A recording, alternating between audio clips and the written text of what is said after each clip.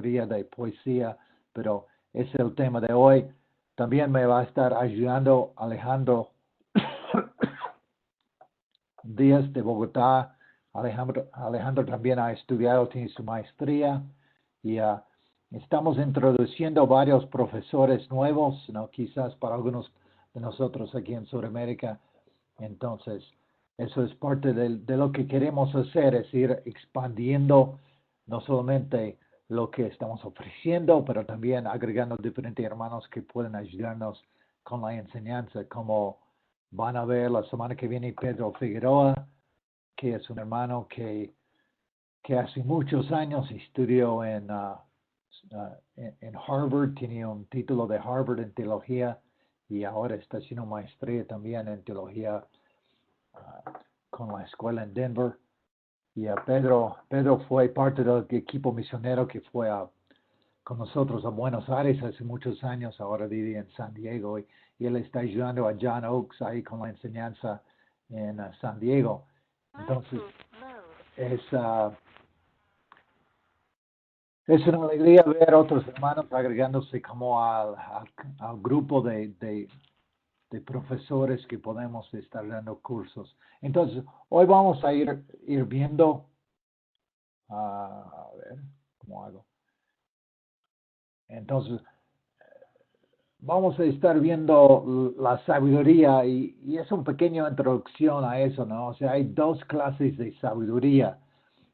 Si alguna vez han escuchado a Tom Jones enseñar, o sea, él es un tema que a él le encanta, ¿no? Esa idea de que hay la sabiduría del mundo, la sabiduría mundana, y también está la sabiduría divina, la sabiduría de Dios, la sabiduría que encontramos en la Biblia. Y aquí lo vemos en Santiago 3 y 18. ¿Quién es el sabio entendido entre ustedes? Que lo demuestre con su buena conducta, mediante obras hechas con la humildad que da su sabiduría. Pero si ustedes tienen envidias y amargas y rivalidades en el corazón, dejen de presumir y de faltar la verdad. Esa no es la sabiduría que desciende del cielo, sino que es terrenal, puramente humana y diabólica. Porque donde hay envidias y rivalidades también hay confusión y toda clase de acciones malvadas. En cambio, la sabiduría que desciende del cielo, o sea, es otra clase de sabiduría, ¿no? Es ante todo pura, además pacífica, bondadosa, dócil, llena de compasión y de buenos frutos, imparcial y sincera. En fin, el fruto de la justicia se siembra en paz para los que hacen la paz. Hay dos clases de sabiduría. Claro, estamos estudiando libros de sabiduría que en cierta manera vamos a ver un poco de las dos cosas. O sea, la sabiduría, especialmente en proverbios, vamos a ver muchos proverbios que también podemos encontrar en el mundo. Pero aquí lo que estamos viendo es una sabiduría que viene de Dios, o sea, es de arriba. Y aquí vemos el efecto de eso, como dice aquí, ¿no? Es ser pacífica, bondadosa, dócil, llena de compasión y de buenos frutos. Eso es lo que buscamos, claro, siempre estudiando la Biblia, es ser más y más como Cristo y tener más y más la sabiduría, no de este mundo, sino de Dios.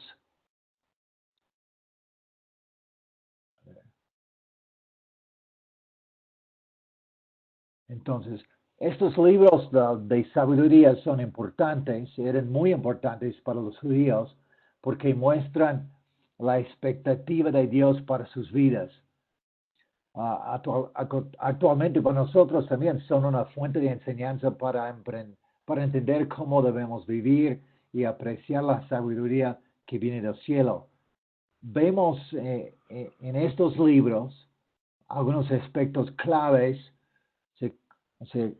como la prudencia, la disciplina, la honestidad, la rectitud, la generosidad, la paciencia, y todo eso, claro, basado con Dios, basado con nuestra relación con su palabra, también, claro, la oración y aparte de eso, la obediencia, la confianza en Dios y especialmente en el primer libro que vamos a ver, la perseverancia.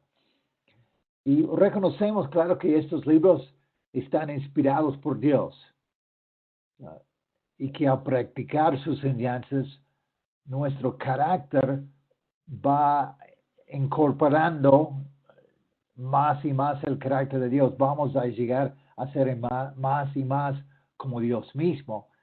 Entonces, de esta manera podemos conocer mejor a Dios, a Jesucristo.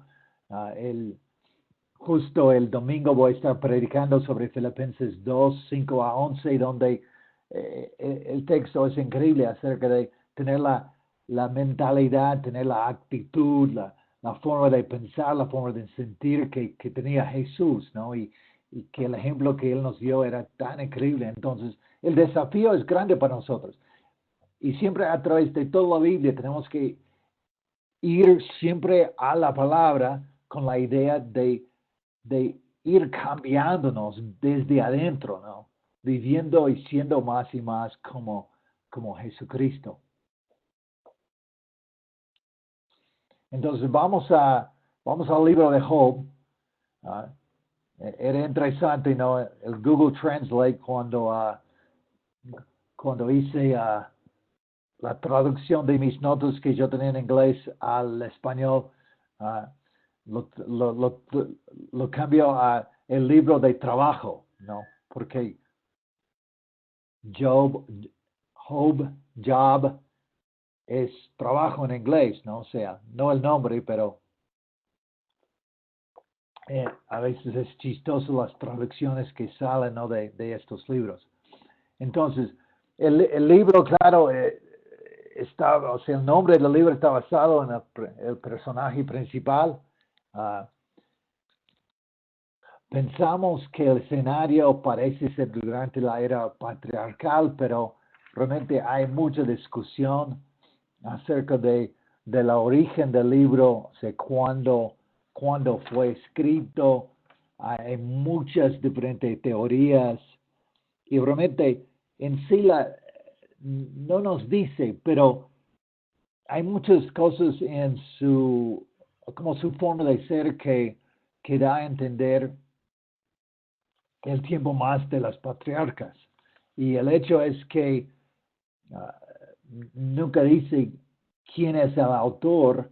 La tradición judía le da, o sea, pensaba que Moisés lo escribió, que quizás durante el tiempo cuando él estuvo en Madián escapando del faraón, él pudo haber escuchado la historia de Job y lo había escrito.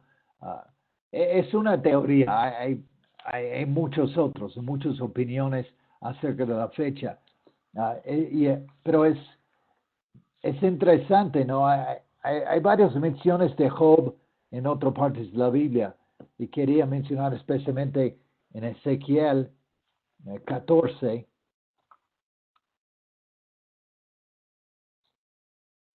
A ver, ¿dónde está?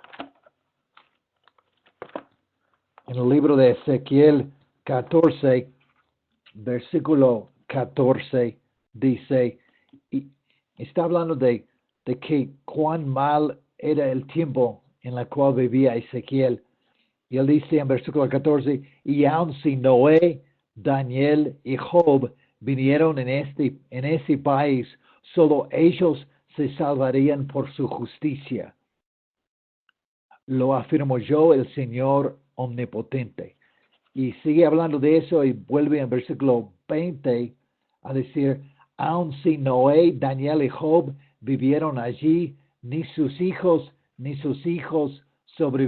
sobrevivirán, solo ellos se salvarían por su justicia. Yo, el Señor omnipotente, lo juro por mí mismo.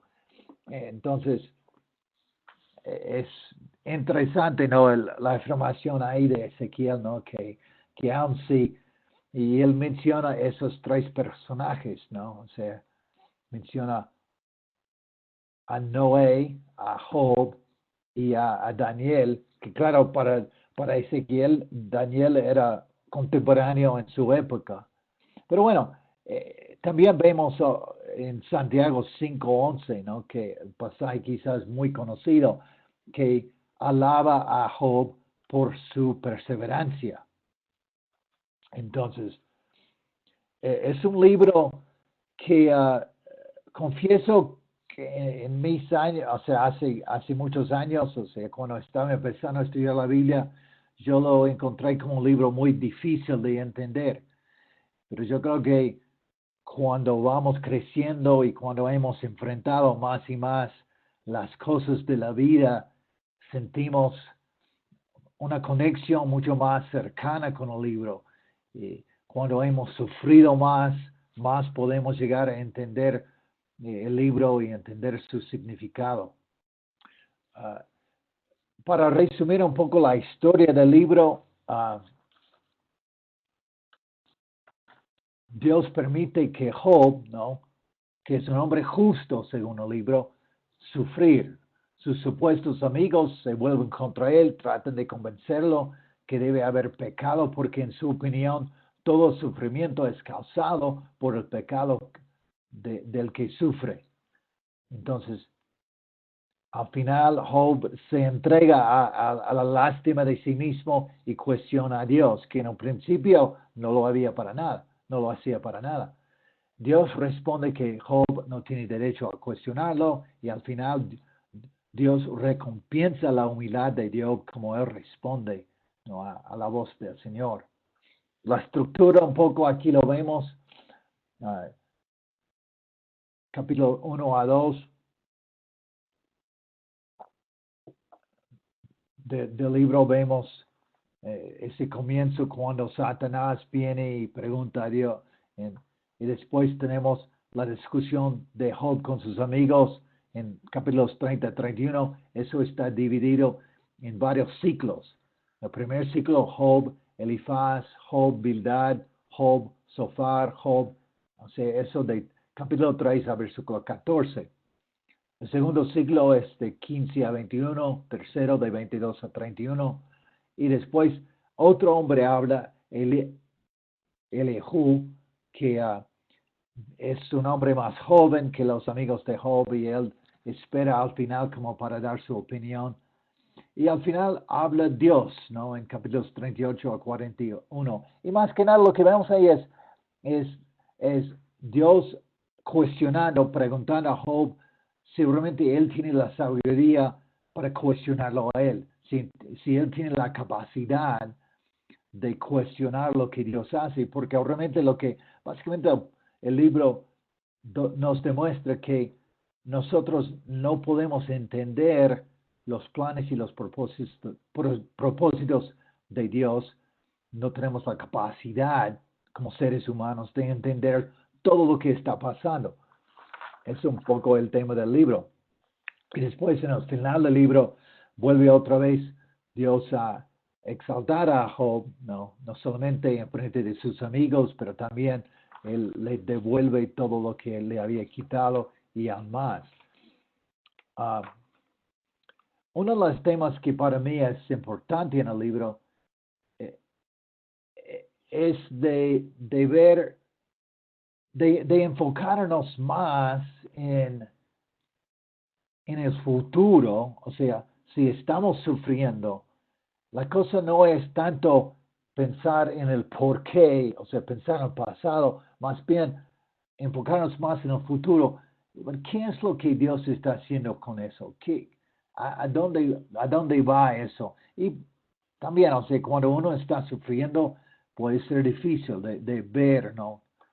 Pero eso es básicamente el libro, o sea, el concepto clave del libro es el problema del sufrimiento humano, o sea, ¿por qué un Dios amoroso permite el sufrimiento?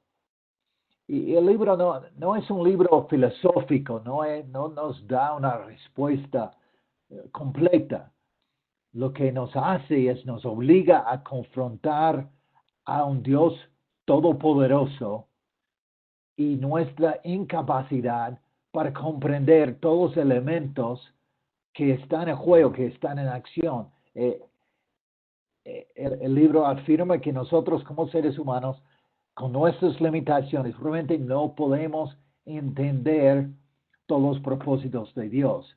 Entonces es una cuestión de a veces aceptar. O sea, como muchos de ustedes saben, yo fui diagnosticado hace muchos años con esclerosis múltiple. Y también comparto esa enfermedad con mi amigo Tom Jones, con quien hemos escrito varios libros. Tom, o sea, algo que yo no he pasado es sufrir mucho dolor, pero mi amigo Tom a veces ha tenido épocas y justamente en estos meses ha estado sufriendo un dolor muy fuerte. Y hablando con él, ¿no? Es difícil, ¿no? Es difícil saber por qué eso está pasando, ¿no? O sea, eh, y la verdad, al final de cuentas, lo que el libro de Job nos dice es tenemos que confiar en un Dios todopoderoso que está pensando en nosotros, que tiene nuestro bien en mente, pero también está en juego muchas otras cosas que nosotros no vemos, no tenemos la capacidad de ver ni entender. Entonces el libro afirma en particular, ¿no? Que la concepción popular que fue muy fuerte, ¿no? Con los judíos del Antiguo Testamento, de que el sufrimiento es un resultado del pecado, es falso. O sea, Job no estaba sufriendo porque él había hecho mal. Él estaba sufriendo, al contrario, él estaba sufriendo porque él había hecho las cosas bien. Dios estaba orgulloso de él. Entonces, él dejó a Satanás atacarlo, ¿no? Para probar a Satanás, ¿no? La fidelidad de Job. Entonces, esa idea, y esa idea sigue existiendo. O sea, cuando me enfermé hace 24 años, ¿no? Había hermanos, hasta líderes en la iglesia, que vinieron, me dijeron, Esteban, estás así por tu pecado. Tienes que ver que Dios te está castigando por tu pecado. Y o sea, es difícil, ¿no? Pero no, o sea, yo no lo puedo ver así. Claro, yo tengo pecado, Dios me puede, o sea, puede ser cierto, ¿no? Uh, yo no soy tan recto como Job, pero, pero eso de tratar de conectar, o sea, si alguien está subiendo es porque está pecando, porque ha pecado. Lo que el libro de Job nos dice que eso no es cierto. No, o sea, el sufrimiento no es siempre porque hemos hecho mal. Lo vemos también, o sea, en Jesús, cuando él saca el ejemplo, ¿no? Del torre que cayó encima de unos trabajadores y ellos murieron. Y el punto de Jesús es, ellos no eran los únicos pecadores en el tiempo. O sea, el punto es que todos somos pecadores, todos tenemos que, que ver nuestro pecado y arrepentirnos. O sea, no es que las personas que sufren son los únicos. Todos. O sea, realmente lo que Jesús dice, el punto es que todos tenemos que arrepentirnos y buscar a Dios de todo corazón. Bueno, seguimos. O sea, otra cosa del libro, ¿no? de Job es que es un libro realmente poético, ¿no? Quizás nosotros no lo vemos tanto así, o sea, parece más una narrativa con, uh, con diferentes conversaciones y todo, pero realmente el libro es un libro de poesía. Claro, la poesía de los hebreos no estaba basado como nosotros pensamos quizás en palabras que rimaban, o sea, tenían otra forma de escribir poesía. O sea, era por el ritmo de las frases, que claro, si tú no lees hebreo, que bueno, yo tampoco, o sea, no puedes ver eso, ¿no? Sí, pero es más el ritmo, es más por el sonido del lenguaje que se destaca la poesía. Pero lo que vemos aquí es algo muy rico, o sea, las imágenes que utiliza, o sea, el paralelismo en las frases, el sonido, eh, es una riqueza poética que asombra. Claro, poesía es muy difícil de traducir o de llevar de un idioma a otro. Entonces, muchas veces perdemos todo eso en la traducción porque es difícil de traducir y o sea, traducirlo y mantenerlo, o sea, en la misma forma. Entonces, eso es lo que tengo sobre el libro de Job. Estoy repasando aquí a ver si perdí algo, pero creo que no. Creo que eso más o menos es lo que quería compartir de Job. Tenemos mucho material para cubrir hoy, entonces ahora Alejandro va a hablar un poco sobre el libro de Salmos. Entonces, voy a apagar mi micrófono y dejar a Alejandro tomar la clase. Hola, buenos días a todos, ¿me escuchan?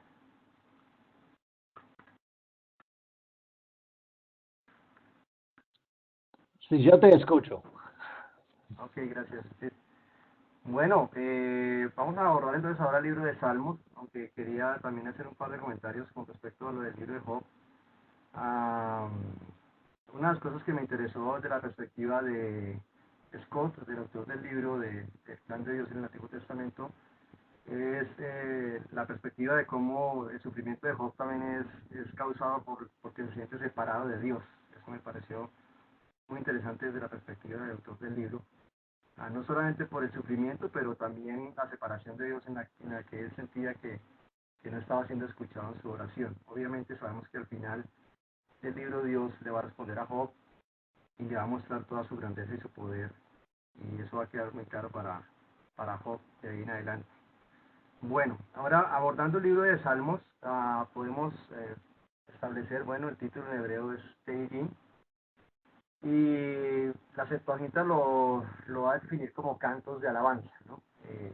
Para nuestro caso, pues venimos del griego, se deriva nuestro nombre de Salmos, pero en sí todo el libro de Salmos va a estar hablando acerca de la alabanza a nuestro Señor y Dios. Vamos a ver que tienen diferentes autores, entre los cuales pues se va a destacar el rey David. Está aproximadamente, data del año 1000 al año 400 antes de Cristo, y es una colección que lo que nosotros vemos hoy en día en nuestro presente está reflejado todo, si lo podemos observar en los libros de los reyes y de crónicas, de Esdras, de Nehemías.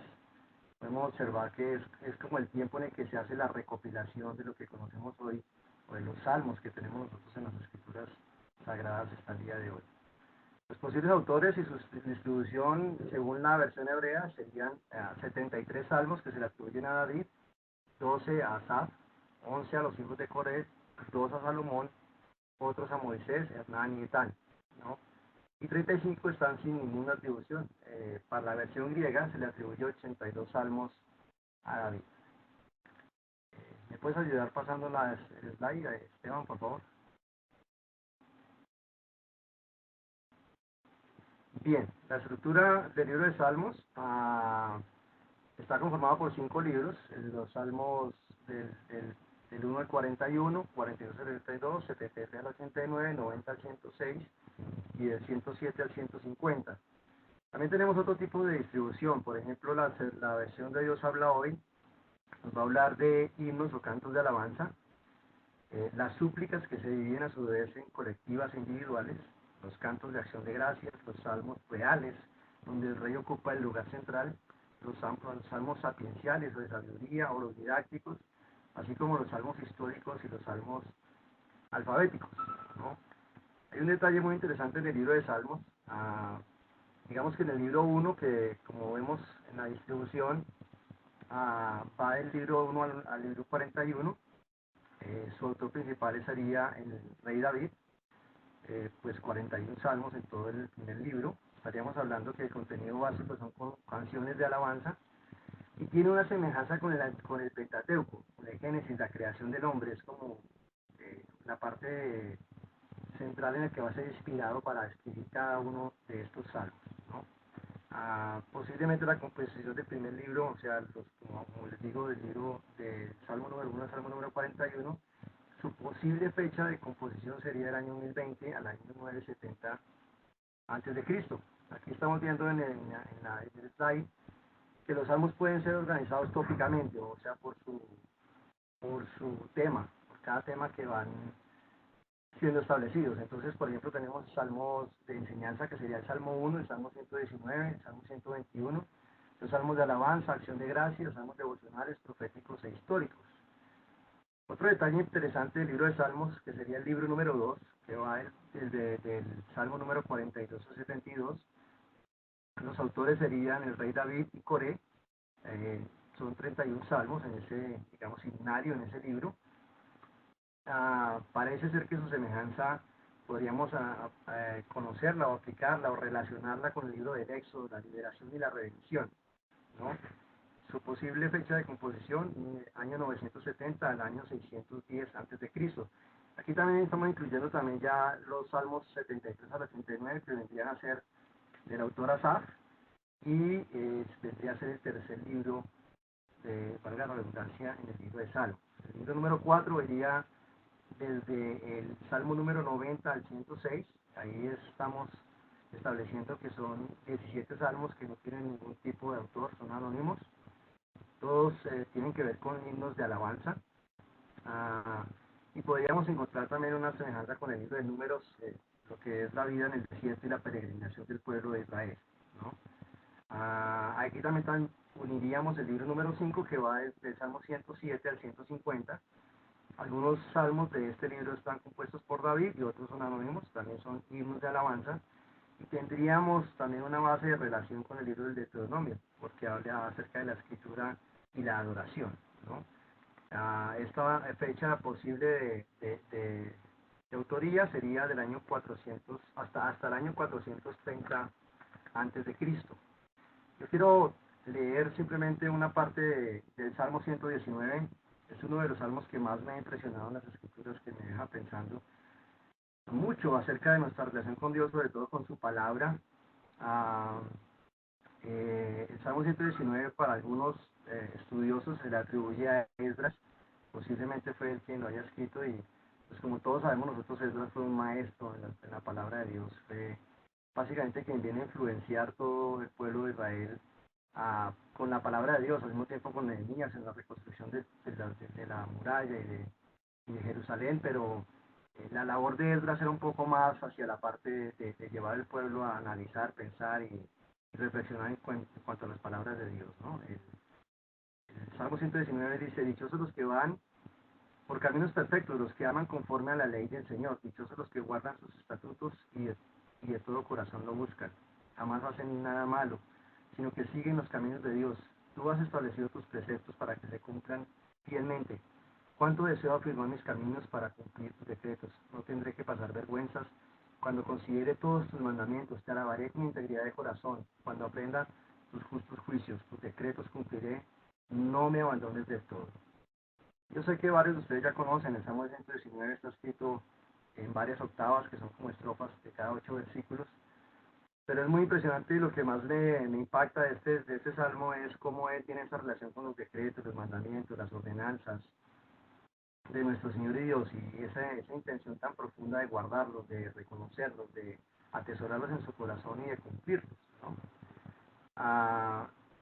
Es simplemente una referencia pues, de los muchos salmos que tenemos, 150 salmos, de los que más me impacta. Una de las perspectivas muy interesantes de Jack Scott en el libro es que en el libro él estudia el libro de Salmos a la luz del Salmo número 1. O sea, parece ser que su perspectiva es que nosotros tengamos el Salmo número 1 como el contexto del resto de los salmos, ¿no? Ya todos sabemos, el Salmo número 1 va a decir: dichoso el hombre que no sigue el consejo de los malvados, ni se detiene en la senda de los pecadores, ni cultiva la amistad de los blasfemos, sino que en la ley del Señor se deleita y día y noche medita en ella. Es como un árbol plantado a la orilla de un río, que cuando llega su tiempo da su fruto y sus hojas jamás se marchitan, todo cuanto hace prospera. En cambio los malvados son como paja arrastrada por el viento. Por eso no se sostendrán los malvados en el juicio, ni los pecadores en la asamblea de los justos, porque el Señor cuida el camino de los justos, mas la senda de los malvados lleva a la perdición. Entonces, en la perspectiva de Jack Scott, ahí en el libro, al estudiar el libro a la luz del Salmo 1, podemos entender, por ejemplo, algunas referencias en las que los salmistas van a pedirle a Dios que tome cuenta de los malvados, en relación no solamente a que están sufriendo por el ataque de los malvados, sino porque a la luz del Salmo 1, pues Dios también aborrece a los malvados y el fin de los malvados será diferente y será trágico si lo comparamos con la vida y el fin que tendrán los justos. ¿Podemos pasarle slide, por favor, Esteban? Bueno, otra forma o tipo de distribuir los salmos, como tenemos acá el ejemplo, pues por himnos, tenemos el ejemplo de Salmo 8, 19, 46, Salmo 100, Salmo 148, los salmos de lamento por la comunidad, ¿no? Ya, digamos, hay una relación más profunda, no solamente del salmista con su vivencia personal, pero también la vivencia comunitaria que ha vivido el pueblo de Israel durante ese trasegar, ¿no? Están también los lamentos individuales, que es cuando el salmista pues presenta estas circunstancias delante de Dios. Yo creo que muchos de nosotros, y en lo personal, cuando presentamos circunstancias a Dios, a veces nos lamentamos de las circunstancias de nuestro entorno de vida, lo que nosotros estamos sufriendo, o vemos que nuestras comunidades, la iglesia, los hermanos, los amigos, los vecinos de tu barrio están sufriendo. Y es una oportunidad muy interesante el estudiar los salmos de lamento individual, de cómo podemos nosotros ser reales con Dios en nuestra oración, en nuestra relación con Dios, cómo podemos nosotros expresar con tanto sentimiento, con cuánta verdad, lo que genuinamente vivimos, ¿no? Y otra parte, digamos, para la distribución del libro de Salmos, o cómo poder disfrutar o distribuir los Salmos, están las canciones reales, ¿no? O sea que ahí tenemos al autor David, al rey David, como autor de estas canciones. Yo he tenido oportunidad de hablar con el hermano que lidera el Ministerio de Música acá en Bogotá, aquí en Colombia. Él es un músico profesional y me dice que a veces le queda muy difícil entender la métrica, la poesía, la narrativa, la composición como están escritos los salmos. No es algo tan fácil, como decía Steve ahorita con el libro de Job, no es tan fácil de nosotros poderlo entender porque ellos van a utilizar una forma muy diferente de escribir estos libros poéticos al escribir estos salmos. Sin embargo, ha sido muy impresionante cómo, en el caso, obviamente sé que ustedes también en las comunidades tienen gente que les apoya con los ministerios de música, y me siento muy agradecido con Dios de que hermanos puedan, desde las mismas escrituras, llevarnos a alabar a nuestro Señor y Dios. En el caso nuestro, Willy ha hecho un trabajo muy interesante con el libro de Salmos, ahí junto con Flavio. Se han puesto a hablar, a analizar, a pensar cómo llevar la adoración, la alabanza a nuestro Dios desde nuestras comunidades, pero sin caer en religiosidad y dándole la gloria a Dios desde la perspectiva de cómo nosotros podemos ir abordando los salmos. Tengo un ejemplo muy interesante acá. Willy escribió una canción basada en el Salmo 119, del versículo 10 en adelante hasta el 13. Dice el Salmo 119, yo te busco con todo el corazón. No dejes que me desvíe de tus mandamientos. En mi corazón atesoro tus dichos para no pecar contra ti. Bendito seas, Señor, enséñame tus decretos. Y para nosotros es uno de los salmos que cantamos. Hace un mes estuve predicando en un devocional de hombres que tenemos cada mes aquí en Bogotá, que nos reunimos todas las regiones juntas en un colegio, en un coliseo de un colegio, y estuvimos predicando en un devocional de hombres precisamente basados en esto, cuánto nosotros verdaderamente buscamos a Dios de todo corazón, cuánto le pedimos que no nos deje desviarnos de sus mandamientos, y si verdaderamente estamos atesorando en nuestro corazón los dichos, los mandamientos, los decretos, las ordenanzas de nuestro Señor, los preceptos de nuestro Señor, y bendecir a Dios, porque Él pues, nos va a permitir, al estar unidos a su palabra, vivir de una manera recta y santa, pura, delante de Él. ¿Me puedes ayudar con el slide nuevamente, por favor, Steven? Bien, algunos conceptos claves. Algunos de los salmos también se pueden agrupar por su uso. Las canciones de ascensiones de Salmo 120 a 134, estas eran canciones de peregrinación cantadas cuando la gente se dirigía a Jerusalén para las fiestas anuales. El Jalel va del Salmo 113 al 118, estos fueron cantados en la celebración de la Pascua y por tanto habrían sido una parte última en la cena de nuestro Señor Jesús. Sigamos, por favor. Bueno, este libro se divide, como he venido comentándoles, en 5 secciones con sus propias características. La primera sección escrita por el rey David, exceptuando el Salmo 1, 10 y 33. La segunda sección fue escrita por los hijos de Coré, Salmo 42 al 49, Asaf el 50, David, Salmo 51 al 65, Salomón, Salmo 72, y probablemente los salmos de esta sección fueron compilados para las actividades litúrgicas y el tabernáculo o del templo. La tercera sección fue escrita por varios autores como Asaf, el 73 al 83, los hijos de Coré, Salmo 84, 85, 87, 88, David el Salmo 86 y Etán el Salmo 89. La cuarta sección comienza con el Salmo 90, que es el más antiguo de los salmos, escrito por Moisés. David escribió los salmos 101 y 103 y los salmos en esta sección son anónimos. La quinta sección fue escrita por David. Salmo 108, 110, 122, 124, 131, 133, 138, 145 y Salomón el Salmo 127. Como sus autores, hay varios salmos de esta sección que son para uso litúrgico, inclusive los de Aleluya.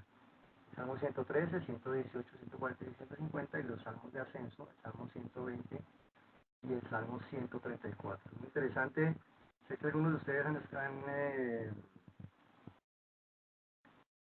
estudiado el libro de Salmos y es un libro que me acerca mucho en mi relación con Dios y veo que en general en las comunidades las que he podido visitar, los hermanos aprecian bastante el poder estudiarlo y el poderlo tener como un libro de referencia prácticamente que cotidiano para establecer cómo poder orarle a Dios, el cómo poder presentarle nuestras necesidades a Dios, pero también el cómo alabarle y adorarle.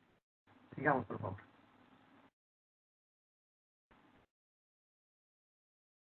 Bueno, lo último que tengo para comentar con el libro de Salmos, creo que es algo que estuvimos analizando, hablando con Steven estos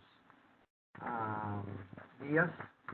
Desde la perspectiva del libro de Scott, el libro de Salmos tal vez en su perspectiva me pareció fue uno de los menos polémicos desde la perspectiva de Jack Scott, ¿no? Según Scott, todos los salmos van a señalar hacia el Salmo 1 y tienen en él su contexto y tienen que ser vistos a la luz de los demás presentados en él para ser contemplados en su perspectiva correcta. Hasta el momento eso es lo que nosotros presentamos con respecto al libro de Salmos. Obviamente los quiero invitar a que puedan seguir profundizando, ¿no? Ya en el estudio individual de cada uno de los salmos, cuánto tocan nuestras fibras y cuánto podemos ser nosotros formados a la luz del libro de Salmos en lo que respecta a nuestra adoración a nuestro Señor y Dios. Unas cosas de las que nosotros cuidamos mucho aquí en Bogotá, hablando con Flavio y los hermanos del grupo de liderazgo, es de no caer en la religiosidad en nuestra forma de alabar y adorar al Señor de Dios. Y la manera más adecuada que hemos podido entender hasta el día de hoy es ciñéndonos como los salmistas lo hicieron, como ellos lo sintieron, lo vivieron y se lo presentaron a nuestro Señor y Dios. Gracias, vamos a continuar entonces con el libro de Proverbios. Gracias, Alejandro. Quiero hacer algunos comentarios sobre Salmos y creo que ahora después podemos tomar un pequeño receso para ir al baño, buscar más café, lo que necesitas. Pero O sea, para mí, Salmos ha sido uno de los libros más impactantes en mí, quizás en mi vida espiritual, ¿no? Porque ahí encontramos, ¿no? Todo todas las emociones, ¿no? O sea, a veces, a veces el salmista está alabando a Dios con todo el corazón, a veces está cuestionando a Dios, a veces protestando, pero lo que vemos a través de los salmos es lo que Alejandro estaba diciendo, no es una relación real, no es algo basado en quién soy yo. Y tenemos que cuidarnos, ¿no? Porque los salmos no son doctrinales, o sea, son emocionales, son una expresión del corazón y ahí nos da un patrón para ver también cómo ser real en nuestra alabanza o en nuestra oración con Dios. O sea, por ejemplo, David dice en un salmo, uh, cuando él está hablando, o sea, él siente mal, dice que, o sea, que nací en pecado, he estado en pecado desde la vientre de mi madre, ¿no? Y claro, gente agarra eso y dice, bueno, entonces eso es la doctrina del pecado original, ¿no? Pero eso no es el punto, porque en otro salmo, él dice exactamente lo opuesto. Cuando él está hablando que él está viviendo de acuerdo con la voluntad de Dios, él dice que he sido recto desde mi juventud. Entonces, la cosa es, él no está proclamando doctrina, está expresando su corazón. Y tenemos que entender los salmos así, ¿no? No son exposiciones doctrinales, son para mostrarnos un patrón de cómo ser real con Dios. Entonces yo creo que es un punto de vista muy importante que Alejandro nos estaba compartiendo ahí, que para mí también ha sido muy bueno en mi reflexión, en mi estudio con Dios.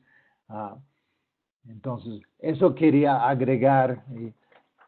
Y bueno, vamos a tomar un receso de 5 minutos. Entonces, uh, Rafael, si puedes apagar el...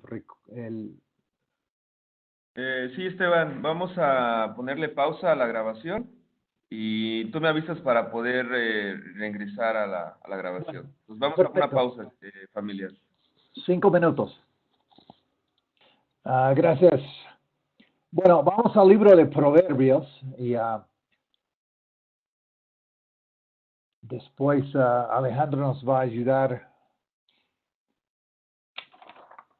con Eclesiastés y yo voy a terminar con el libro de Cantares. Proverbios es un libro diferente, ¿no? O sea, sí, saliendo de Salmos, ¿no? Llegando a Proverbios encontramos es otro tipo de literatura, ¿no? O sea, el texto, el libro, o sea, en hebreo es mashal, que significa ser como, o sea, algo que representa es como una comparación. Entonces son refranes sabios que involucran una comparación o un contraste entre cosas. El tema del autor, hay varios, ¿no? Que escribe en 1.1 y en 10.1 y 25.1 dice específicamente que esos fueron, o sea, muchos fueron escritos por Salomón, ¿no? Entonces, él era, según Primero de Reyes 4:29 a 34, uno de los hombres más sabios de todo el tiempo y él escribió muchos proverbios. Y aquí lo que tenemos aquí es una compilación, ¿no? de algunos de estos proverbios que Salomón estaba compilando. Como hay varios otros colecciones dentro de lo mismo, ¿no? O sea, algunos por Ezequías, también hay palabras de Agur, palabras de Lemuel, y o sea, hay muchas diferentes cosas que vemos en los proverbios. La estructura, claro, el libro, si tú lo vas leyendo, parece que está totalmente desconectado. Quizás al principio se ve un poco más como que fluye como de un contexto, pero muchos de los libros son como muy desconectados aún dentro del mismo capítulo. La estructura que aquí tenemos puesto no es los primeros nueve capítulos son proverbios de Salomón sobre la sabiduría, después de 10 a 22, 16, otro proverbios de Salomón, refranes de los sabios de 22, 17 a 24, 34, proverbios de Salomón compilados por los hombres de Ezequías, 25 a 29, los refranes de Agur, Proverbios 30, y los de Lemuel, Proverbios 31.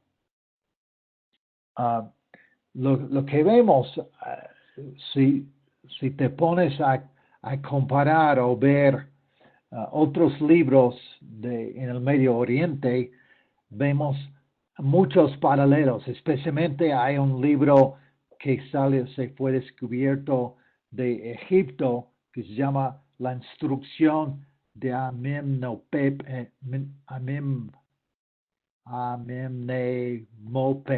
o algo así. Hay muchos paralelos, pero también en otros libros también hay muchos paralelos entre los proverbios de Salomón y los otros libros. O sea, el hecho es la sabiduría no es como original, es en su sabiduría que, o sea, que es muy conocido en la época, en el tiempo. Entonces, eso es lo que vemos. O sea, creer que la Biblia está inspirada no depende que solamente todos fue sacado de la mente de los escritores bíblicos. Ellos también utilizaron cosas que habían escuchado, tradiciones, pero el hecho de que Dios lo tiene ahí también nos da, o sea, es la palabra de Dios. O sea, para nosotros es inspirado, ¿no? A ver.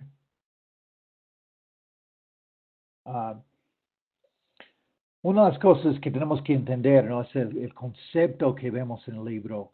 Está íntimamente conectado a una relación con Dios. O sea, el hombre sabio es el hombre que hace las cosas como Dios quiere. Y eso lo vemos desde el comienzo, el Proverbios 1:7, ¿no? Al principio de la sabiduría es el temor al Señor. Los necios desprecian la sabiduría y la enseñanza. Los proverbios, a diferencia del resto de la Biblia, son a menudo pensamientos disasociados, o sea, sin ningún contexto particular.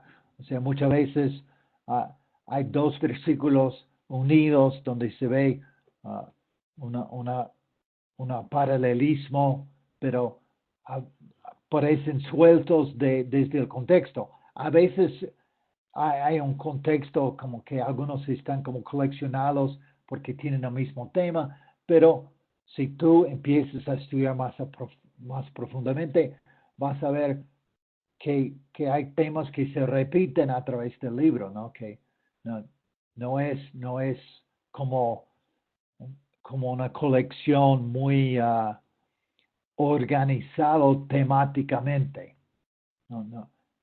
Hay temas que se repiten a través de todo el libro, o sea, temas recurrentes, ¿no? Como el matrimonio, la amistad, o sea, cómo conducirse a un joven, o sea, hay muchas cosas. Y la otra cosa que tenemos que entender los proverbios son refranes sabios, o sea, no son reglas matemáticas, o sea, que siempre es cierto independiente de las circunstancias. O sea, eso no es el punto. Entonces tenemos que tener cuidado de tratar de ver los proverbios como que, bueno, es la palabra de Dios, entonces siempre es así. No, o sea, es sabiduría, o sea, la sabiduría es eso, o sea, no es Dios en un sentido. O sea, el punto no es que en todas circunstancias todo funciona así, o sea, son cosas que generalmente son ciertas, pero siempre hay excepciones a cualquier regla. Eso es un poco la idea. No sé si estoy siendo más confuso o espero que estoy aclarando un poco la cosa, ¿no? Los proverbios se usan para dar una guía en la conducta moral y espiritual. O sea, los proverbios metafóricos son los más comunes en el libro. Enseñan la verdad utilizando comparación, como dice claro el título en hebreo del libro.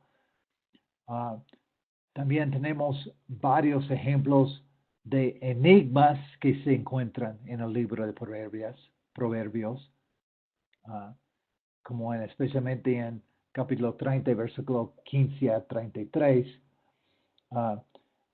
Un proverbio es una parábola que presenta la verdad en forma de alegoría.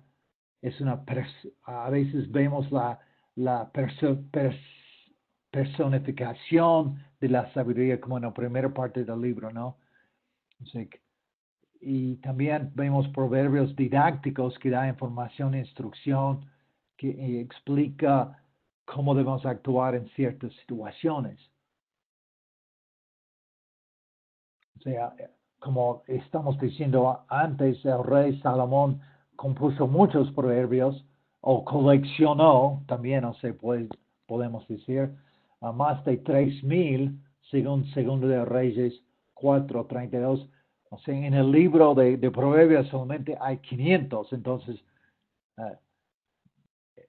podemos decir que quizás lo que tenemos en el libro de Proverbios eran los mejores o algo así, ¿no? De los 3,000 proverbios que Salomón había coleccionado o había escrito.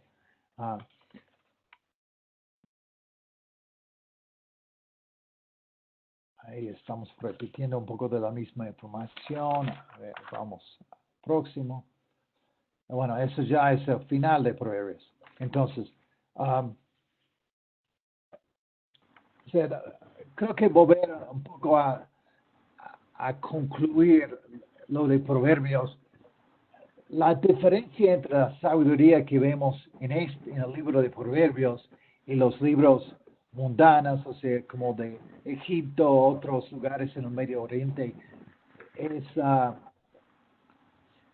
ese enfoque, ¿no? De que está todo basado en el temor al Señor. La sabiduría empieza ahí, está conectado, o sea, no son proverbios como desasociados de la relación con Dios. O sea, siempre el enfoque en proverbios es la relación con Dios, el temor a Dios como el base de todo.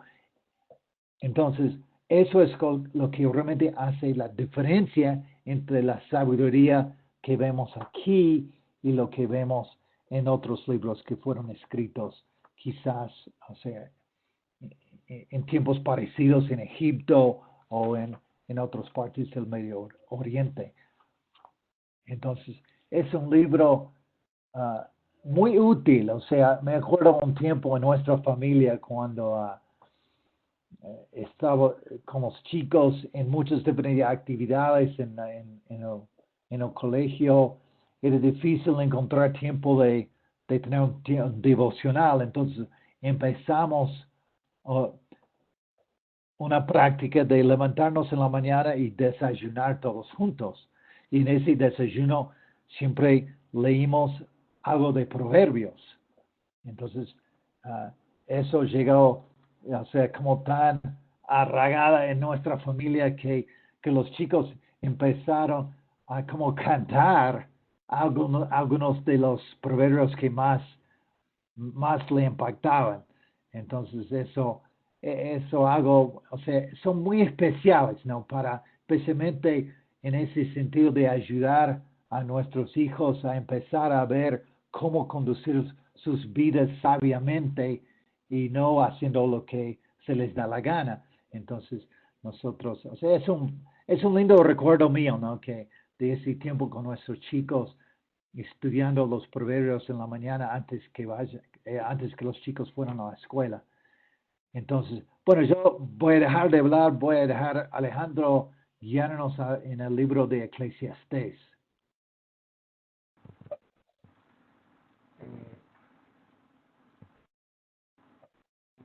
Bien, continuamos entonces. Gracias, Steve, por tu apreciación sobre el libro de Proverbios. Solamente quería agregar un par de cosas. Me parece interesante la perspectiva de Scott en el libro con respecto a que la sabiduría natural viene de la edad o con la edad de los seres humanos.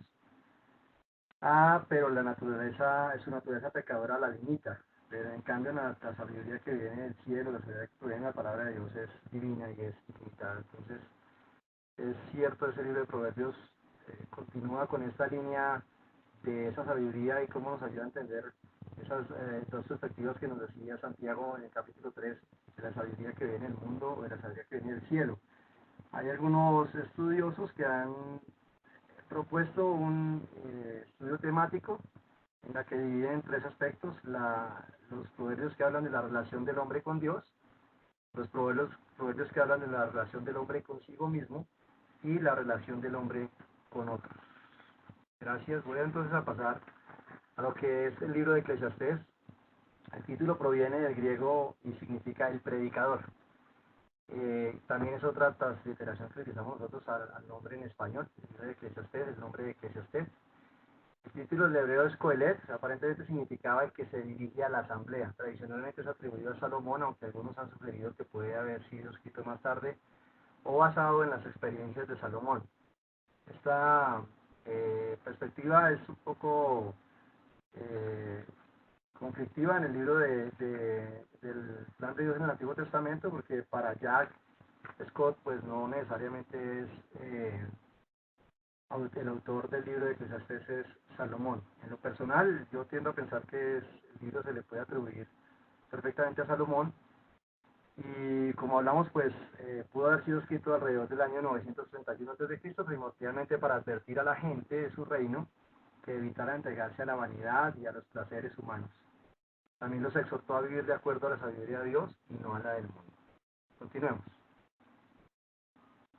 Bien, la estructura. Aunque es difícil esbozar una estructura para el libro, podríamos decir que sigue el siguiente patrón. El capítulo 1 y 2 va a hablar de la vanidad y la sabiduría humana. El capítulo 3 y 5 va a hablar de la decepción de la vida. El capítulo 6 y 8, la riqueza que nos satisface. El 9 al 11, la vida, aunque es incierta, se puede vivir bien. Y el capítulo 12, la vida en la misión de Dios. También tengo una propuesta aquí con respecto a la estructura.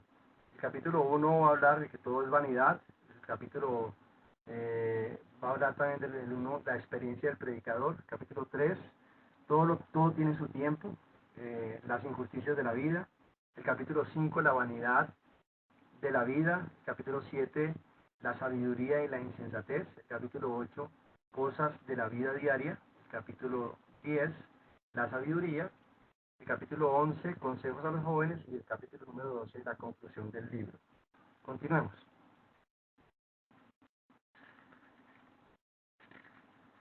¿Podemos pasar el slide, por favor, Esteban?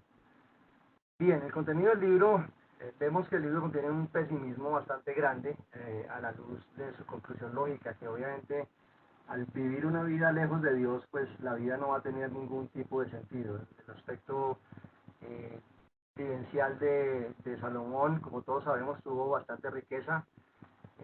Parece ser que en su vida se dedicó a a tratar de conocerlo todo y cayó pues en los más grandes excesos que al final lo hacen concluir que una vida lejos de Dios, que una vida solamente entregada a la parte material, a la parte física, a los placeres de este mundo, pues van a ser una vida totalmente sin sentido, ¿no? Entonces, la conclusión es que la única vida digna de vivir debe estar centrada en Dios.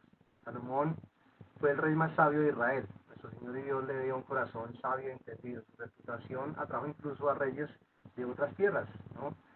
La sabiduría de Salomón, tal como la riqueza de Job, sobrepasó la sabiduría de todos los orientales. El libro nos da las respuestas a algunas de las preguntas más desafiantes de la Biblia. En lo personal, me relaciono mucho con el libro de Eclesiastés. Es uno de los libros que recurrentemente estoy estudiando en las Escrituras, que me hace pensar cuánto yo me puedo desenfocar de Dios, cuánto las cosas de este mundo pueden ser tan atractivas, y a pesar que nos dedicamos tiempo completo a predicar el mensaje de nuestro Señor, a ayudar a los hermanos en la comunidad, hay que estar centrados en nuestra relación con Dios, ¿no? O sea, cómo una vida con Dios puede tener desenlaces fatales. Si me permiten, les comento, el año pasado tuve una experiencia muy desafortunada. Tenía un primo, 37 años, filósofo de una universidad prestigiosa aquí en Bogotá. Hablamos durante muchas veces, pudimos hablar cuando nos encontrábamos, nos veíamos, él siendo filósofo y yo siendo teólogo, de las perspectivas de la vida. Para no alargar la historia, mi primo se sumergió tanto en su tema de su filosofía que al final no encontró un sentido para la vida y tomó la decisión de suicidarse en noviembre del año pasado. Realmente para nosotros fue una situación muy desafortunada. Precisamente en estos últimos días estaba yendo a la Fiscalía de la Nación para cerrar todo el caso, toda la investigación que hicieron. Obviamente concluyeron que había sido un suicidio, no había sido nada extra, digamos extra. Pero hablando con uno de los investigadores, se me decía que para él llevaba 23 años trabajando para el cuerpo de investigación de aquí de Colombia, y era muy extraño, o sea, fue muy novedoso para él encontrar un suicidio tan bien programado. Entonces me mostró algunas de las evidencias que ellos lograron recopilar, y parece ser que mi primo cada vez iba pensando más en esa desilusión de en esa vida entregada solamente a la filosofía, a los placeres de este mundo, y no encontró nada, y eventualmente hizo paso tras paso de una manera sistemática hasta que llega a este suicidio. Nosotros todos hemos visto el libro de Eclesiastés.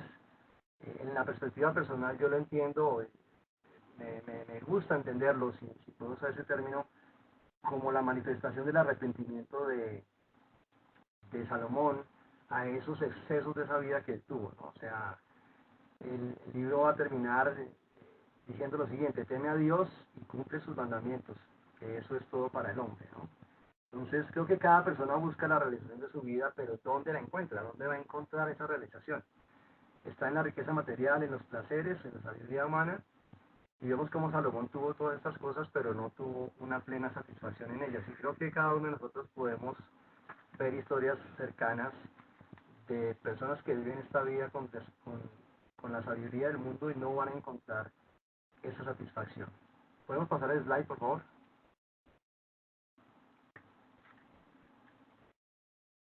Bueno, conceptos claves. Para entender el libro es esencial saber el significado de dos expresiones hebreas. Vanidad de vanidades, o sea, va a estar hablando que es la mayor de las vanidades. Es como una exageración, es como un dicho que se utilizaba en el pueblo de Israel para referirse a lo más de lo más. Entonces, él va a estar diciendo que al determinar que algo es vanidad de vanidades, quiere decir que ya llegó al tope máximo de la vanidad. La otra expresión es bajo el sol, ¿no? La expresión bajo el sol nos va a indicar que solamente Dios es el único que nos puede ver por encima del cielo, ¿no? Entonces ellos van a establecer que nosotros podemos solamente ver lo que está aquí en esta tierra, lo que nosotros vivimos acá bajo el cielo, y solamente Dios es el único que puede ver por encima de todos nosotros. La palabra vanidad aparece 37 veces e indica la inutilidad de la vida, ¿no? La expresión bajo el sol, como le dije, aparece 29 veces y indica una perspectiva secular de nuestra propia vida. Estas dos expresiones son indicios de que el escritor no está describiendo el mundo en sus propios términos como un rey a quien Dios le había escogido, sino desde la perspectiva de una persona que fue increíblemente exitosa, pero secular. O sea, se apartó de su relación con Dios, de su vida, en un sentido de su culto al Señor, y se entregó solamente a los placeres de este mundo, ¿no? Quiere decir que considera el mundo independiente de Dios y concluye que al vivir un mundo independiente de Dios, pues no hay ningún tipo de esperanza. ¿Podemos pasar al slide, por favor? Bueno, solamente para finalizar, quería tomar un capítulo del libro de Eclesiastés que es el que más me ha impactado. No sé cómo sea la vivencia en cada una de nuestras comunidades aquí en Latinoamérica. Comparto una experiencia que estamos viviendo aquí en Bogotá, que en lo personal me ha tocado profundamente el corazón. Y es, nosotros acabamos de cumplir 25 años de haber establecido la comunidad aquí en Bogotá y como algunos de ustedes saben, ya hemos llegado a varias ciudades dentro del país, donde gracias a Dios se está predicándose el mensaje y la palabra del Señor. Pero en estos 25 años, pues ya tenemos hermanos en la fe que hoy en día son ancianos, tienen 70 años, 75, y algunos bordean los 80 años de edad. Y al acordarnos de ellos, atenderlos a ellos, amarlos a ellos, en lo personal yo tengo 45 años, me ha desafiado muchísimo de cómo vivir esta vida cristiana y cómo de una u otra manera pues vamos a tener que enfrentar ese futuro a medida que pasan los años y cómo lo vamos a asimilar, ¿no? Él hace acá un poema muy hermoso en el capítulo número 12, yo tengo la versión Nueva Versión Internacional, dice lo siguiente: acuérdate de tu Creador en los días de tu juventud, antes de que lleguen los días malos, vengan los años en los que digas, no encuentro en ellos placer alguno, antes que dejen de brillar el sol y la luz, la luna y las estrellas, y vuelvan las nubes después de la lluvia. Un día temblarán los guardianes de la casa, y se encorvarán los hombres de batalla, se detendrán las molenderas, por ser tan pocas, y se apagarán los que miran a través de la ventana. Se irán cerrando las puertas de la calle, irá disminuyendo el ruido del molino, las aves llevarán su canto, pero apagados se oirán sus trinos. Sobrevendrá el tremor por las alturas y por los peligros del camino. Florecerá el almendro, la langosta resultará onerosa y no servirá de nada la alcaparra, pues el hombre se encamina al hogar eterno y rondan ya en la calle los que lloran su muerte. Es un poema precioso acerca de la vejez, ¿no? Cómo podemos nosotros terminar perdiendo muchas facultades. Cuando habla de las molenderas está hablando de los dientes, ya no queda nada para moler la comida, para poder masticar. Cuando habla de que los que miran por la ventana ya dejan de ver, está hablando de cómo podemos perder la vista, cómo los guardianes del templo, las piernas, los brazos pierden sus fuerzas. Y como les digo, al ver los hermanos ya con cierta edad dentro de nuestra comunidad, cada vez que vamos con Flavio a visitarlos, algunos que están en hogares geriátricos, en ancianatos, otros en sus casas, siempre pienso y reflexiono, bueno Dios, le pido a Dios que me dé mucha entereza de carácter para poder afrontar, si Él me permite vivir tantos años de vida, ese momento, ¿no? Me impresiona mucho cuando Él dice en el versículo 1, acuérdate de tu Creador en los días de tu juventud, antes de que lleguen los días malos y vengan años en que digas, no encuentro placer alguno en ellos, ¿no? Y he visto hermanos también que ya quieren descansar, ya quieren partir de esta tierra y me impresiona su valentía, su valor, su entereza de carácter para afrontar esos momentos. Quería compartir eso, quería darles las gracias por esta oportunidad de haber podido participar en esta clase y bueno, continuaremos entonces con el libro de Cantares de los Cantares. Muchas gracias, Alejandro. Fue muy impactante lo que compartiste, ¿no? De lo que has experimentado y has visto y realmente da a entender realmente el porqué de estos libros, o sea, el valor que tienen, ¿no? Que son libros que es interesante, ¿no? O sea, cuando tú lees a alguien como Scott, que a veces me parece que su punto de vista es quizás un poco mundano, y también nos ayuda a apreciar, ¿no? que que no puedes agarrar cualquier libro de cualquier teólogo y pensar que lo que va a decir está bien, porque como el punto de vista de él sobre Eclesiastés es para mí bien rayado, así que es un libro escrito para probar que Salomón fue un mal tipo y que seguramente, claro, él tenía sus pecados, ¿no? Y la Biblia es muy claro con eso, pero yo creo que el punto de vista que Alejandro ha mostrado aquí es mucho más real y para mí mucho más verídico que el punto de vista de Scott. Y también pienso lo mismo acerca del libro de Cantar de los Cantares. O sea, el punto de vista de Scott para mí es muy errado. O sea, no lo veo para nada. No lo he escuchado de otro teólogo. O sea, no, es como, para mí, medio raro. O sea, el punto de vista de él. O sea, que Cantar de los Cantares es para mostrar Salomón como un mal tipo, o sea, para quitarle influencia o algo así, ¿no? O sea, no lo veo para nada. Pero bueno, vamos a mirar el libro de Cantar de los Cantares, otra vez volviendo, o sea, la idea que recién vimos, o sea, vanidad de vanidades o sea, le implica el peor de las vanidades, ¿no? Y Cantar de los Cantares, o sea, es la idea, la mejor canción, o sea, la canción de las canciones, o sea, es un poco la idea. A veces también o sea, el nombre, a veces en algunas Biblias el libro se llama el Cantar de Salomón, ¿no? El nombre en hebreo es Shir Shirim, o sea, el canto de canciones, o como decimos, la mejor canción. El rey Salomón es el autor aceptado por muchos de haber escrito ese libro, pero también lo que dice en 1:1 también puede, o sea, puede traducirse dedicado, o sea, no escrito por Salomón, sino dedicado a Salomón. Entonces también podría ser hecho así, o sea, algo escrito. Bueno, eso no lo sabemos muy bien, o sea, pero lo que tenemos aquí en el Cantar de los Cantares es un libro es una canción, una poesía de amor. Y claro, nosotros conocemos esa idea muy bien porque muchas de las canciones populares, de muchas de las épocas, o sea, de mi juventud, de tu juventud, muchas de las canciones populares son poemas de amor, básicamente, ¿no? Entonces, la cosa es, para entender un poema de amor, tienes que conocer la cultura del momento.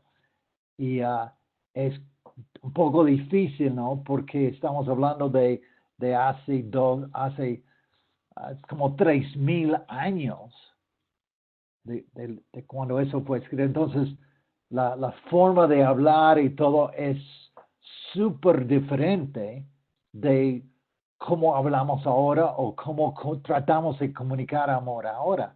Entonces, hay que entenderlo así, ¿no? Eso es una poesía de amor, pero no de ahora, sino hace 3,000 años. Entonces, lo que tenemos aquí es una serie de diálogos entre el amante y la amada, ¿no? Y con algunos coros de amigos. La mayoría de las traducciones modernas identifican esos cambios de voz para facilitar su comprensión. O sea, si tú lees hebreo es un poco más fácil ver eso y por eso las traducciones, yo aquí estoy mirando, lo que tenemos aquí en la página es la versión Dios habla hoy, ¿no? El título 1:1, primer canto, segundo canto, tercer canto, cuarto canto.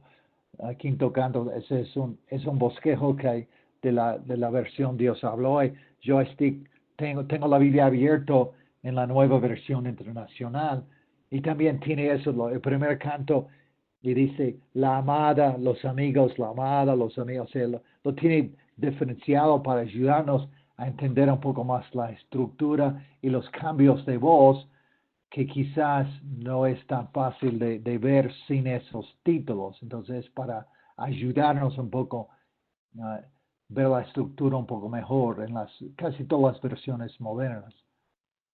Algunos conceptos claves, ¿no? Es una historia de amor apasionada, ¿no? Exaltando las alegrías de su relación. Y claro, eso ha causado para muchos problemas, ¿no?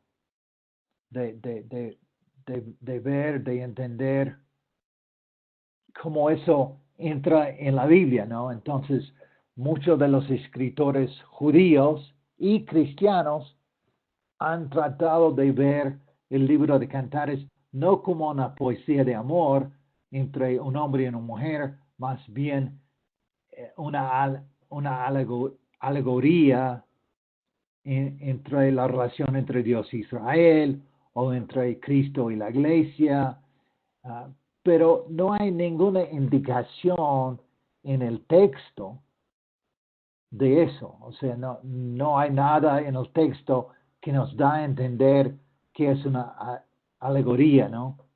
Entonces tenemos que mejor aceptarlo como es, ¿no?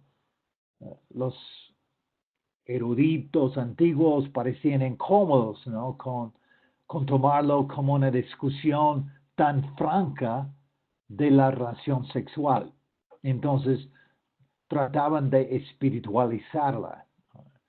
Escritos modernos parecen más dispuestos a tomarlo como está escrito.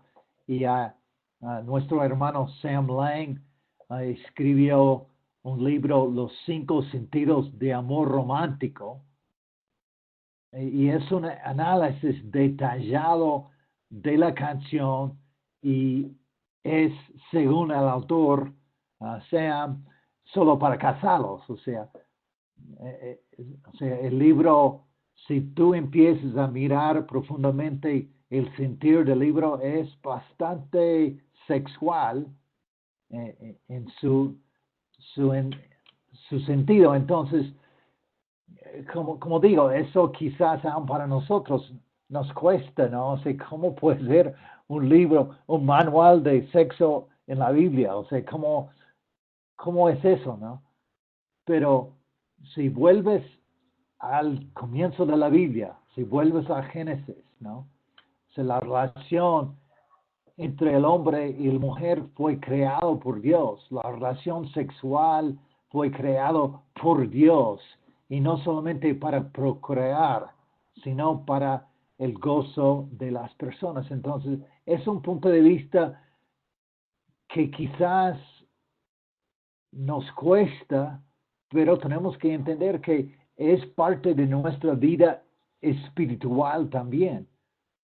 O sea, nuestra relación con nuestra cónyuge, si no estás casado, claro, eso no es para ti, ¿no? Pero, o sea, es algo muy profundo y es muy, o sea, viendo la relación sexual con ese punto de vista, que no es solamente físico, pero es más de eso, es algo espiritual.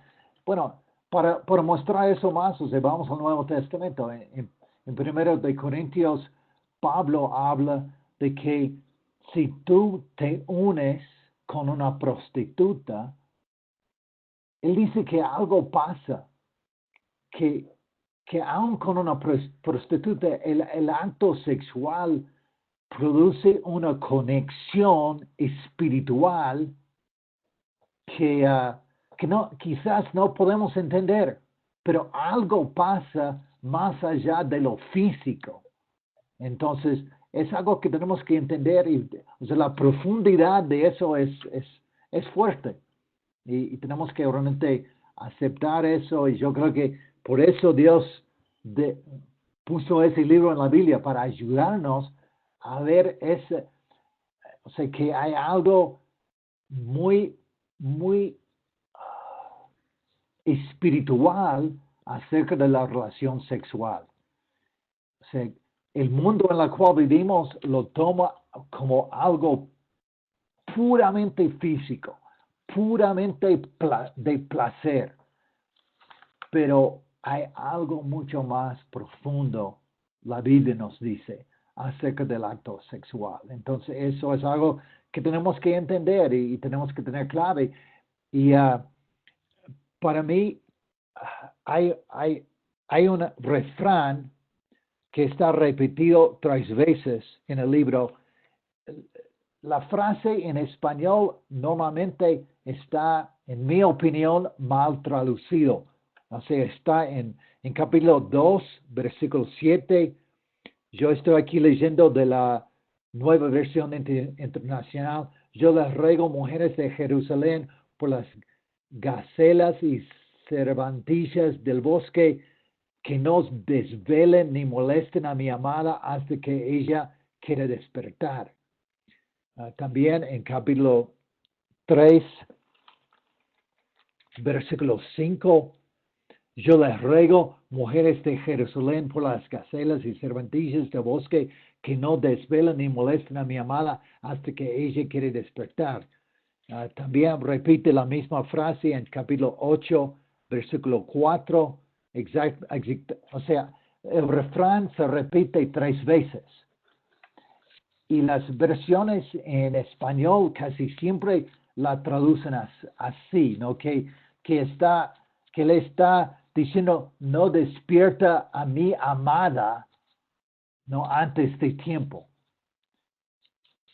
Pero en hebreo no es así, o sea, la frase es no despertar el amor antes de tiempo.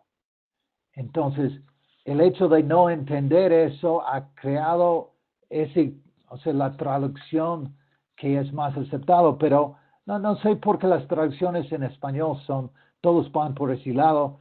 La Reina, o sea, de los que yo estaba mirando, la Reina Valera actualizada es una de las pocas que la traducen más como yo estoy diciendo. Pero para mí es algo de lo que estoy diciendo. O sea que en este libro, hablando de amor, una poesía de amor, hablando de la relación sexual bastante gráficamente, hay 3 refranes que dicen que no debemos despertar el amor antes de tiempo. Y para mí eso es bien importante para nuestra comunidad, especialmente para nuestros jóvenes. O sea, siempre hemos entendido un poco eso, ¿no? De que no es tan bueno que los jóvenes, cuando tienen 12, 13 años, se envuelven muy profundamente en relaciones sentimentales.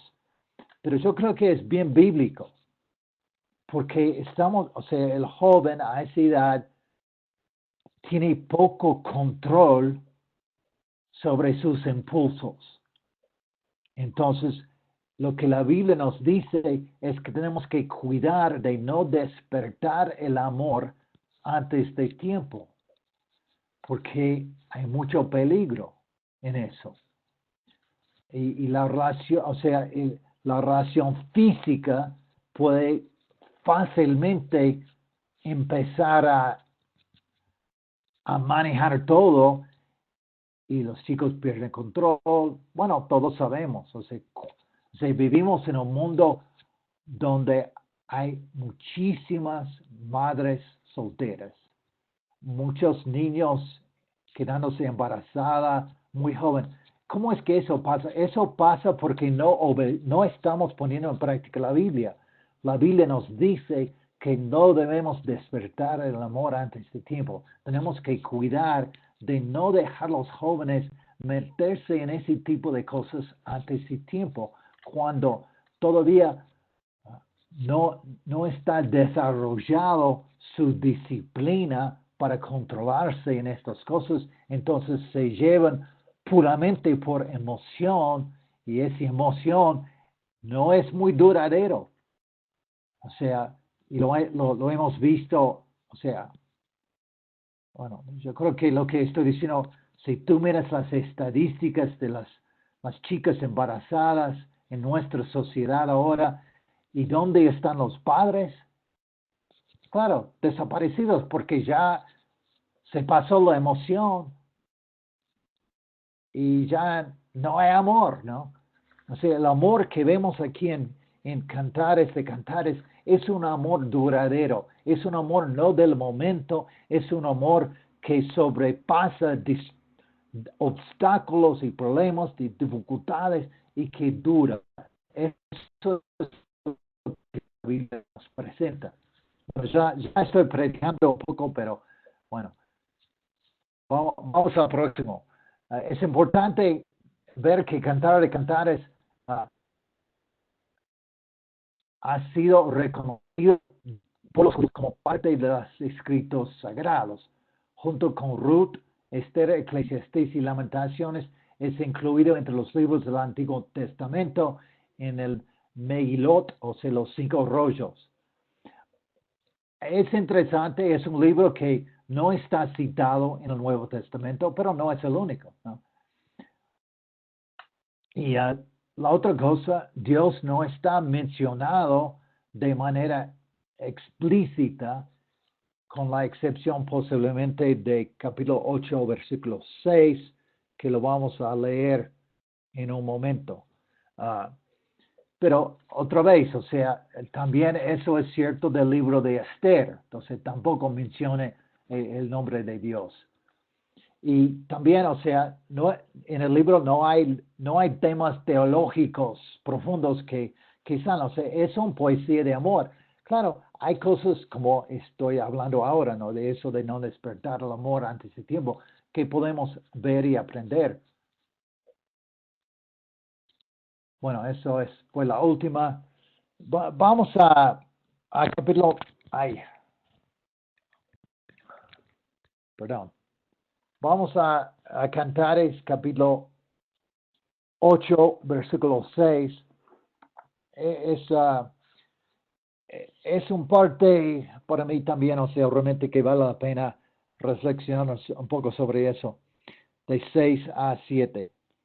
Grábame como un sello sobre tu corazón, llévame como una marca sobre tu brazo. Fuerte es el amor como la muerte, y tenaz la pasión como el sepulcro. Como llama divina es el fuego ardiente del amor. Ni las muchas aguas pueden apagarlo, ni los ríos pueden extinguirlo. Si alguien ofreciera todas sus riquezas a cambio del amor, solo conseguiría el desprecio. O sea, el poder del amor. Claro. Y eso es un amor, otra vez, o sea, no del momento. No es la pasión del acto sexual. Estamos hablando de un amor mucho más profundo que va a vencer, o sea, como aquí dice, muchas aguas, ríos, dinero, y yo diría también el tiempo. O sea, el tiempo también es la cosa que quizás que vemos que más apaga la pasión del momento, ¿no? Pero el amor aquí no es la pasión del momento. Es un amor mucho más profundo, mucho más duradero. Y eso es el Cantar de Cantares. Claro, es, como decía, es muy sexual, pero también al mismo tiempo es algo mucho más profundo de algo pasajero. Y también, como yo creo, esas 3 veces, comienzo, medio y final del libro, nos advierte acerca de no despertar el amor antes de tiempo. Yo creo que es a propósito que el autor puso estos ahí para ayudarnos a cuidarnos de equivocarnos en esa área. Bueno, eso es lo que tengo. No sé, Alejandro, si tú tienes algo más para agregar.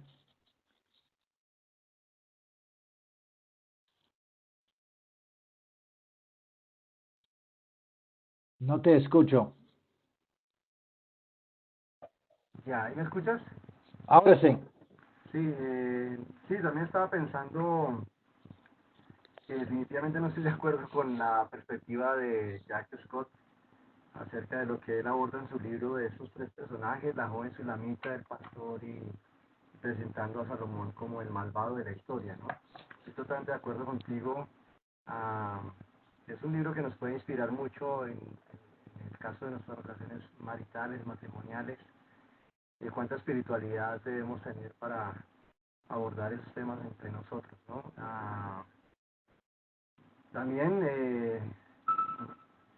pensando que el libro, como tú lo decías, es un libro poético, es un poema.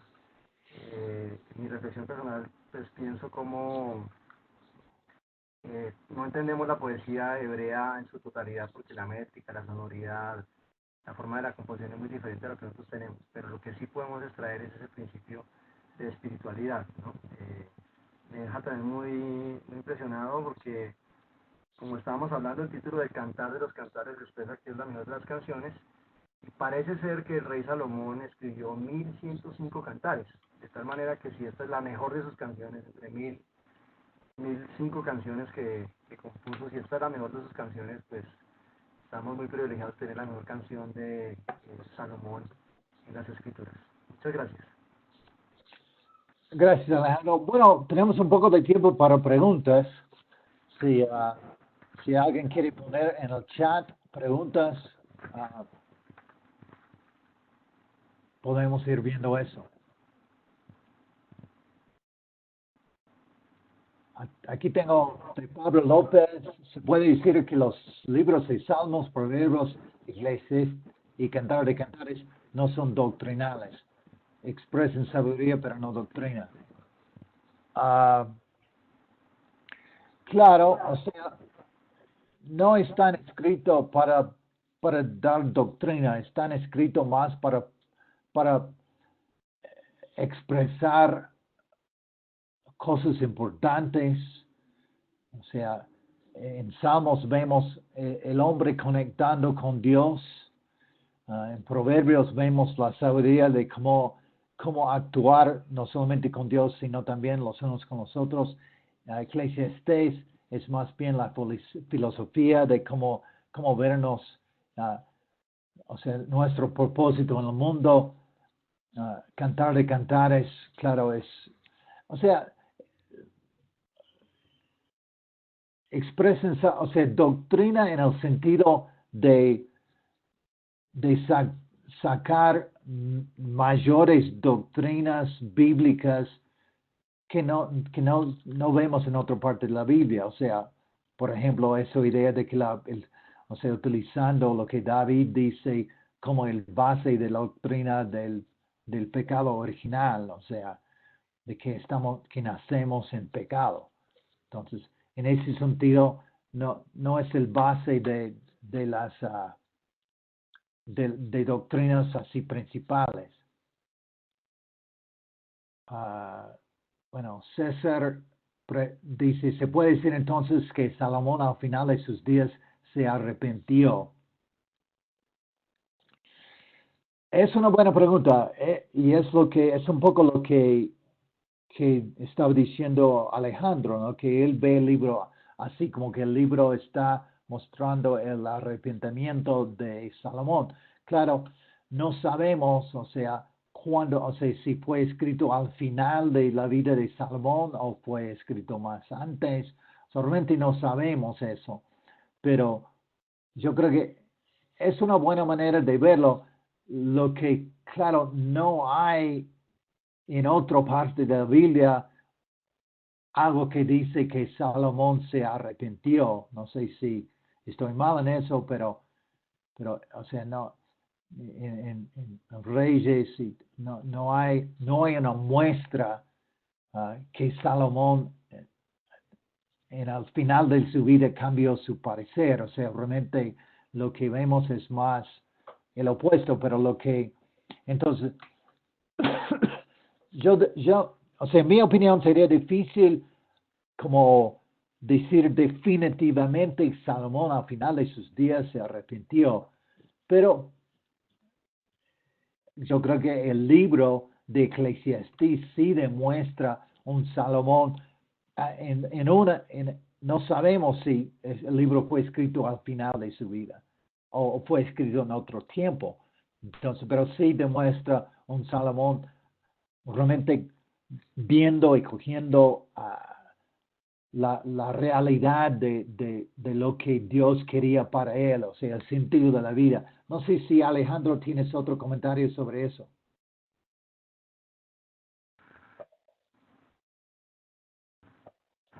¿Me escuchan? Sí. Sí, yo también creo que no podemos establecer categóricamente que es, digamos, una manifestación del arrepentimiento de Salomón, digamos, como decirlo de una manera absolutoria. Pero al leer el libro, yo tiendo a pensar, y como decía, si puedo usar la expresión, me gusta pensar que pudo haber sido una reflexión muy personal de Salomón y cómo se da cuenta que esta vida lejos de Dios, apartada de Dios, es una vida que no tiene ningún tipo de esperanza. En eso yo, como lo he estudiado, como lo he visto, como lo entiendo hasta el día de hoy, veo que tuvo que reflexionar, tuvo que pensar y posiblemente reconocer que esa vida que llevó no tenía ningún sentido y posiblemente arrepentirse de cómo vivió, ¿no? Al dejar este escrito, pues el ánimo es que las demás personas no vayan a seguir ese camino, o sea, porque al seguir ese camino encontraremos la muerte. Gracias. No sé, o sea, me están escribiendo las preguntas a mí. No sé si Alejandro te han escrito a ti o han escrito algo a Rafael. No sé, yo no veo otras preguntas en el chat. Sí, no, a mí tampoco me aparecen preguntas. O sea, dice César escribe pregunta de Sam que no puede escribir, pero no hay más nada, no sé. Entonces, no sé, Rafael, ¿hay otras preguntas que tú estás haciendo? Hubo una pregunta que decía si puedes explicar nuevamente las oraciones en Eclesiastés que habla de la vanidad de vanidades y bajo el sol, las expresiones. Alejandro, ¿quieres contestar eso? Sí, señor. Lo que vemos con las expresiones como vanidad de vanidades es muy similar a lo que nos dice el título del Cantar de los Cantares. Son como unas expresiones máximas del tope mayor en donde se puede llegar las cosas. Como les decía Steve Brown, el Cantar de los Cantares viene a ser la mejor canción, ¿no? Y como les hacía referencia, al parecer Salomón compone 1005 canciones. Entonces, si tenemos la mejor canción de todas las canciones dentro de 1005 canciones, pues es el tope máximo, digamos que estaría dentro del top 40 de los listados hoy en día de las canciones a nivel mundial. Cuando él habla de vanidad de vanidades, está hablando de haber llegado al tope de la vanidad, de haberse consumido, y como vemos esa vanidad no tiene ningún sentido a vivirla. La vanidad pues va a terminar opacando todo lo espiritual para meternos en un tema netamente secular, netamente mundano, ¿no? Es como la forma como lo vio Salomón. Y la expresión bajo el sol indica que nosotros los seres humanos solamente logramos entender lo que vivimos en esta tierra porque el único que está por encima del sol o encima del cielo es Dios, ¿no? Entonces, esas dos expresiones son muy interesantes entenderlas, como la limitación que nosotros tenemos acá para vivir una vida con nuestra sabiduría es muy limitada, por eso necesitamos la sabiduría de Dios, por eso estos 5 libros, como decía Steve, no van a dictaminarnos doctrina, pero nos van a dictaminar la sabiduría que viene del cielo y cómo podemos aplicar esa sabiduría para vivirla hoy en día. Lo que colocamos en la introducción con respecto a Santiago, que dice que la sabiduría que viene del cielo es ante todo pura y pacífica, ¿no? Que está llena de buenos frutos, de compasión, es imparcial y sincera, es dócil. Ese es el tipo de sabiduría que al leer estos libros nosotros podemos ir generando. Entonces, esa es la explicación respecto a esas dos, digamos, expresiones. Vanidad de vanidades es el tope de lo máximo, llegó hasta la exageración máxima de su vanidad y que al entender que solamente podemos entender las cosas bajo el sol de acuerdo a nuestras limitaciones. El único que puede entender por encima de todo eso es Dios. Espero que sea una respuesta que les ayude. O sea, especialmente el bajo el sol representa una vida, una perspectiva secular de la vida. O sea, es como el mundo piensa. Y claro, lo que vemos al final del libro no es que ese punto de vista, o sea, vivir bajo el sol no es suficiente. Tenemos que enfocarnos en algo más allá. No podemos vivir nuestras vidas solamente solamente mirando las cosas en una forma mundana. Tenemos que tener la perspectiva de que la cosa más importante en la vida es Dios, es la relación con Dios, es vivir en nuestras vidas por Él. Yo creo que es un poco más, también la idea. Bueno, hermanos, son las preguntas que tengo.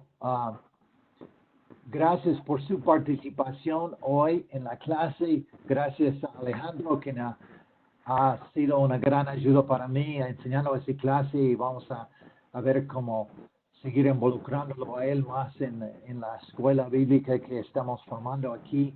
Espero que esta clase ha sido provechoso. No se olviden que la semana que viene van a estar con Pedro Figueroa enseñando, o sea, realmente históricamente la última parte de la historia, o sea, viendo a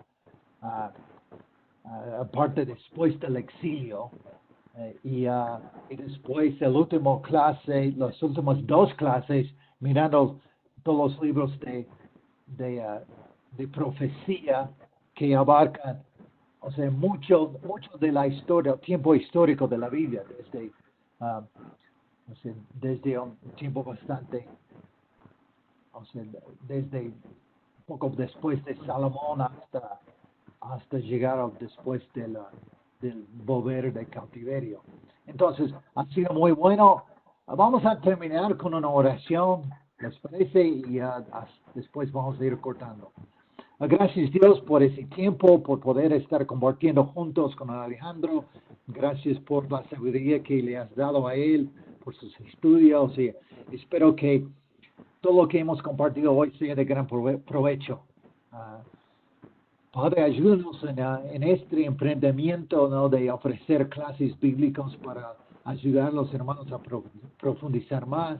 Pido, Padre, que nos guíes en todo eso para que sea de gran provecho para muchos hermanos y podemos ir a través de eso una forma de ayudar a entrenar a otros hermanos para poder levantarse y ser más y más útil para ti en cualquier manera en que puedan servirte, o sea, ayudando enseñando clases de niños, ayudando en diferentes maneras en la iglesia, pero Padre, ayúdanos con este emprendimiento para que sea provechoso para todos y que siempre nos pasemos en tu voluntad.